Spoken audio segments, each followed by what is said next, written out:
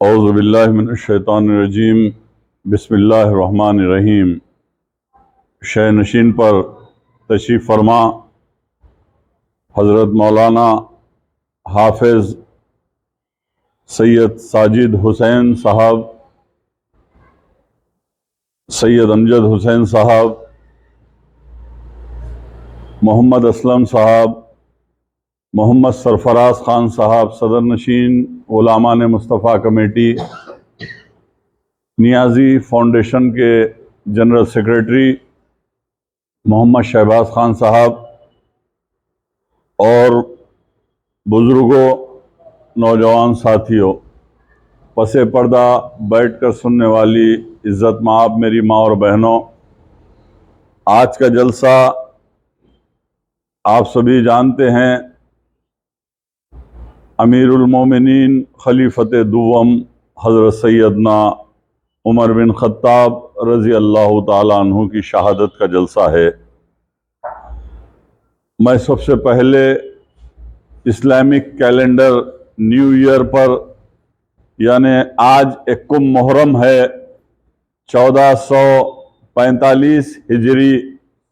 آج ہی سے نیا سال شروع ہوا، میں عالم اسلام کے مسلمانوں کو اور بالخصوص ہندوستان بھر کے مسلمانوں کو دل کی گہرائیوں سے نئے اسلامی سال کی مبارکباد پیش کرتا ہوں۔ لیکن آپ کو یہ بتانا ہے کہ اسلامی کیلنڈر کا آخری مہینہ ذی الحجہ کا، جس میں 18 ذی الحجہ کو خلیفۃ سوم امیر المومنین ذو النورین جامع القرآن کامع الایمان شرم و حیا کے پیکر امیر المومنین حضرت سیدنا عثمان غنی رضی اللہ تعالیٰ عنہ کی شہادت ہوئی، اور آخری مہینہ بھی شہادت کا اور قربانی کا، جس میں ہم ابراہیم علیہ السلام کی سنت جو قربانی ہے، ہم قربانی 10 ذی الحجہ کو ادا کرتے ہیں۔ آخری مہینہ بھی قربانی اور شہادت کا، اور پھر اسلامی نیا سال کا آغاز یعنی 21 محرم کو خلیفۃ دوم حضرت سیدنا عمر فاروق رضی اللہ تعالیٰ عنہ کی شہادت کا دن سے ہی نئے سال کا آغاز ہوتا ہے، اور پھر 10 محرم الحرام جو ہے امام حسین علیہ السلام کی شہادت، اور یہ آخری مہینہ بھی قربانی اور شہادت کا اور نئے سال کا آغاز بھی جو ہے شہادت کا مہینہ ہے۔ بہرحال عزیزان ملت اسلامیہ، اہل سنت والجماعت سیرت کمیٹی کے زیر اہتمام خلفائے راشدین جو ہمارے عشر مبشرہ میں ہیں، میرے آقا نبی کریم صلی اللہ علیہ وسلم نے زندگی میں ہی ان 10 صحابہ کرام کو جنت کا بشارہ دیا، اور وہ عشر مبشرہ میں رہے۔ آج حضرت سیدنا عمر فاروق رضی اللہ تعالی عنہ کی شہادت پر یہ جلسہ منعقد کرنے کا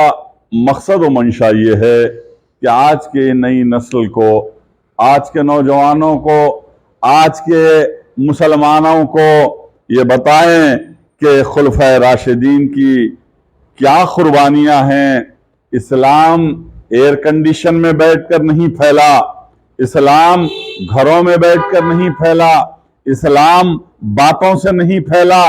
اسلام عمل سے پھیلا ہے، اور قربانیاں دی ہیں ہمارے خلفائے راشدین نے۔ میرے آقا نبی کریم صلی اللہ علیہ وسلم نے فرمایا، جس راستے سے عمر فاروق گزرتے ہیں وہاں سے شیطان بھاگ جاتا ہے،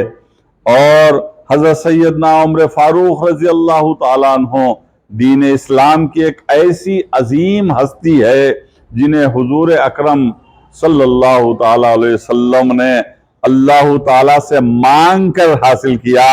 اور سارے صحابہ کرام بے شک میرے آقا نبی کریم صلی اللہ علیہ وسلم کے مرید ہیں، لیکن میرے عمر بن خطاب رضی اللہ تعالیٰ عنہ جو ہے میرے آقا کی مراد ہیں، کیونکہ اللہ نے مانگ کر حاصل کیا۔ اللہ تعالیٰ نے عمر فاروق رضی اللہ تعالیٰ عنہ کو مانگ کر حاصل کیا، اور جو ہے 39 مسلمان اسلام میں داخل ہو چکے تھے۔ نبی کریم صلی اللہ علیہ وسلم نے کعبے کے غلاف کو پکڑ کر یہ دعا مانگی، اے باری تعالیٰ مجھے اسلام پھیلانے کے لیے عمر جیسا بہادر، عمر جیسا شیر، عمر جیسا پہلوان کو میرے حق میں جو ہے عطا کر دیجئے۔ اور اللہ نے میرے آقا نبی کریم صلی اللہ علیہ وسلم کی دعا کو قبول کی، اور ادھر سے حضرت عمر اپنے گھر سے بڑے غیظ و غضب کے ساتھ برہم ہو کر جو ہے گھوڑے پر نکلے، ننگی تلوار لے کر نکلے، اور پرچار کرنے والے اسلام کو پھیلانے والوں کو میں آج ختم کر دوں گا، نعوذ باللہ نعوذ باللہ، جو ہے یہ نیت کے ساتھ میرے آقا کے حجر مبارک کی طرف نکلے۔ لیکن راستے میں ایک شخص ملتا ہے،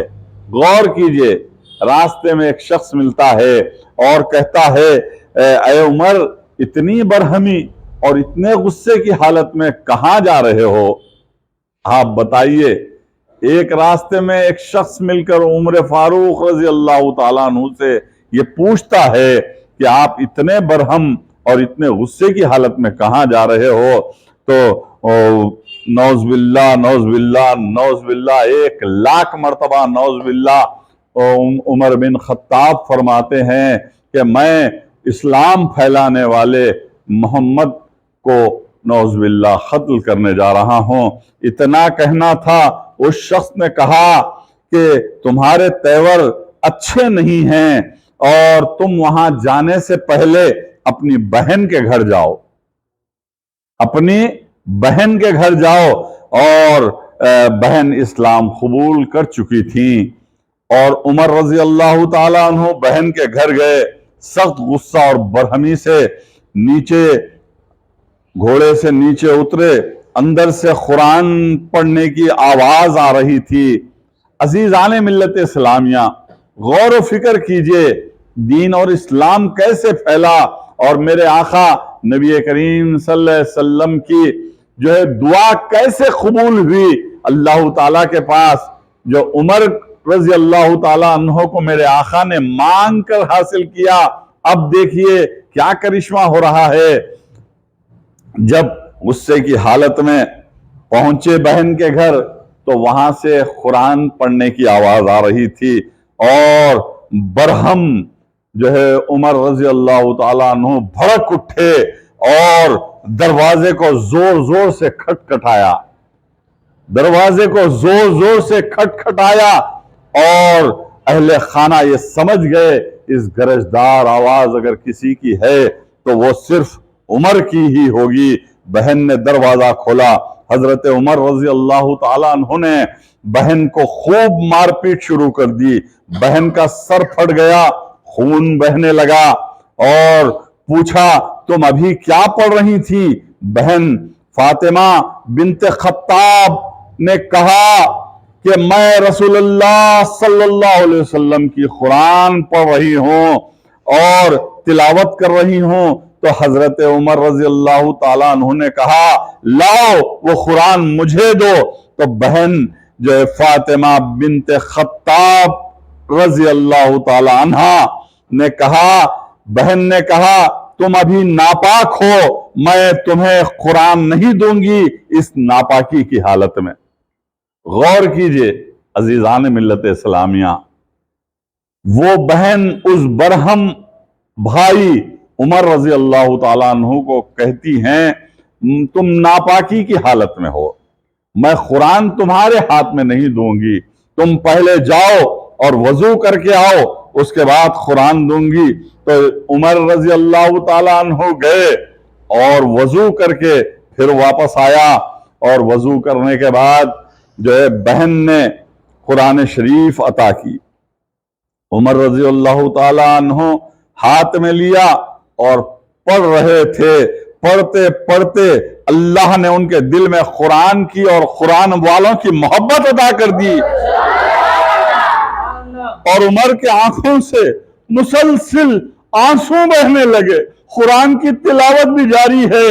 اور آنکھ سے آنسو بھی ہے، اور آنکھ سے ٹپ ٹپ ٹپ آنسو ٹپک رہے ہیں۔ یہ منظر دیکھا، بہن نے یہ منظر دیکھا، اور بہن وئی نے بھی یہ منظر دیکھا، اور دیکھنے کے بعد جو ہے غور کیجئے کہ تلاوت کے بعد حضرت سیدنا عمر رضی اللہ تعالیٰ عنہ نے اپنے بہن اور بہن وئی سے کہا، جس در کے تم غلام ہو گئے ہو، جس در کے تم غلام ہو گئے ہو، کیا میں اس در کا غلام نہیں ہو سکتا؟ غور کیجئے، غور کیجئے، گھر سے نکلے ہیں تیز سوار گھوڑے پر اور تیز دھار تلوار کے ساتھ، اور اس نیت کے ساتھ کہ اسلام پھیلانے والوں کو میں قتل کر دوں گا، نعوذ باللہ، لیکن اللہ نے ہدایت دے دی، میرے آقا کی دعا من قبول ہوئی، اور کہتے ہیں اپنی بہن اور بہن وئی سے، کیا تم جس کے غلام ہو گئے ہوں، کیا میں اس در کا غلام نہیں ہو سکتا؟ اور کہا مجھے اس چوکھٹ پر لے چلو جہاں تم نے کلمہ لا الہ الا اللہ محمد رسول اللہ پڑھا، اس در لے چلو جہاں پر اسلام میں تم داخل ہوئے۔